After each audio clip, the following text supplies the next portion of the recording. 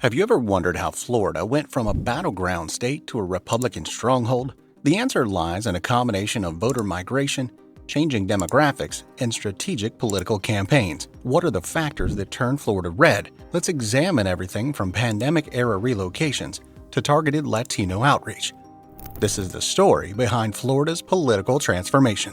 Palm Beach County had one of the highest number of undecided votes, and in one of the most disputed elections in the history of America, the votes from Florida could not be decided. George W. Bush led by a hair's breadth, so thin that it was almost impossible to quantify.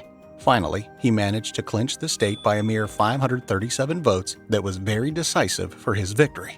This razor-thin margin made Florida one of the most important swing states. These are states that are normally considered as volatile since they normally influence the decisions of national elections.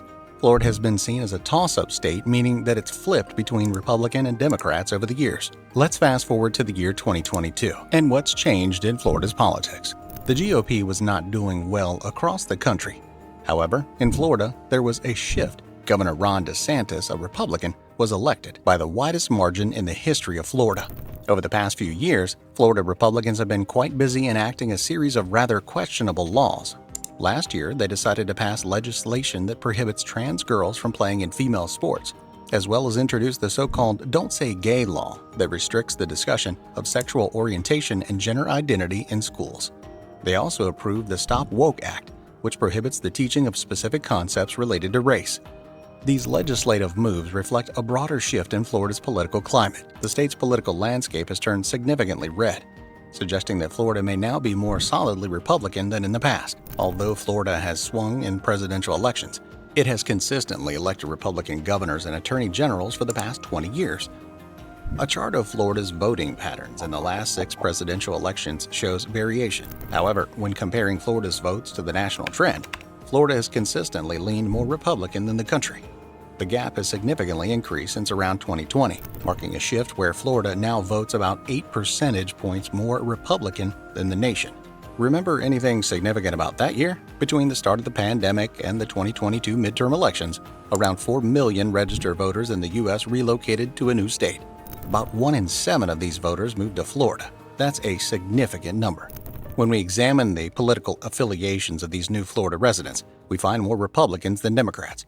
Comparing this to other states like Georgia, California, North Carolina, and Texas, Florida stands out with a high influx of Republican voters. Many people moved to Florida because of its state policies, particularly during the pandemic. Unlike New York and California, Florida had less restrictive lockdown measures, attracting those fed up with the strict regulations. The margin is about 100,000 people, which is significant but not enough to solely account for election outcomes. In 2022, about 8 million people voted in Florida, so these new voters alone couldn't swing an election. There's more to this story. But as of recent elections, Miami-Dade has shifted from being a bastion of liberalism. Miami-Dade County was won by Hillary Clinton in 2016 by almost 30 points, and the Democratic nominee for governor won the county by a 20-point margin in 2018. By 2020, Joe Biden's margin had significantly shrunk. The Republican candidate for governor won the county seat in the 2022 election. The county's diverse Latino population may be somewhat to blame for this notable shift. Hispanic voters have always tended to support the Democratic Party, and Florida has followed suit with its over 25% Latino population. But starting in 2022, Florida's Latino population started to vote differently from the rest of the country, showing a greater inclination for Republican candidates than Latinos in other states. To understand this transition, it's useful to look at the diverse Latino communities around the United States. In places like the Southwest and Midwest, the Latino population is primarily of Mexican ancestry. In comparison, the Northeast has a higher Puerto Rican and Dominican population. Florida's Latino community is different due to its considerable Cuban presence and the growing number of Venezuelan and Colombian citizens. Republican initiatives targeted these distinct Latino demographics in Florida with focused messages. For example, advertisements for the 2020 election promoted Florida as a place of opportunity where people come to attain the American dream. Another commercial attempted to connect Joe Biden to socialist leaders, an approach that resonated powerfully with many in Florida's Latino communities, as indicated by voting trends in cities like Hialeah, and has seen a notable fall in Democratic support since 2016. Doral, with its substantial Venezuelan and Colombian population, has seen a tilt towards Republican sympathies. Overall, these changes mirror a bigger trend. Targeted political messaging and demographic shifts have transformed voting patterns in Miami-Dade County, highlighting the complicated dynamics among Florida's Latino neighborhoods. There's been a lot of controversy as to the effects of fake news, especially to Spanish-speaking individuals in Florida during the recent elections. Although it's difficult to determine the impact of fake news to the extent that it swayed the voters, an analysis of spending patterns might help in this regard.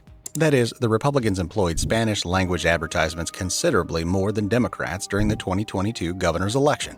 These advertisements were aired by the Republican Party of Florida, and they spent more than $60 million in only 1/4 of the year in 2021. While the former was spending millions of dollars on similar ads, the Democratic Party was not far off, but it had spent less than $8 million on such ads.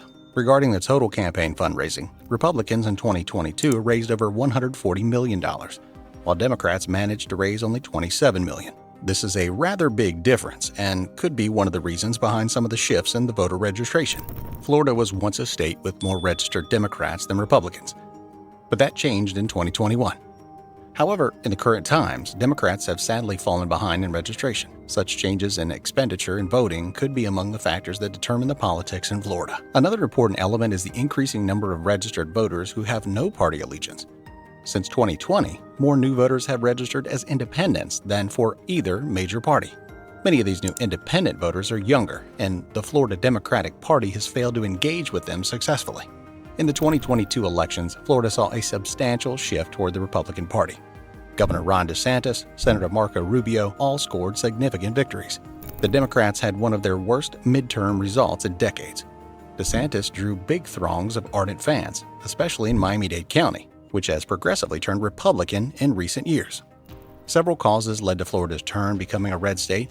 One big aspect is the impact of Donald Trump, who lives in Florida and inspires a huge number of people.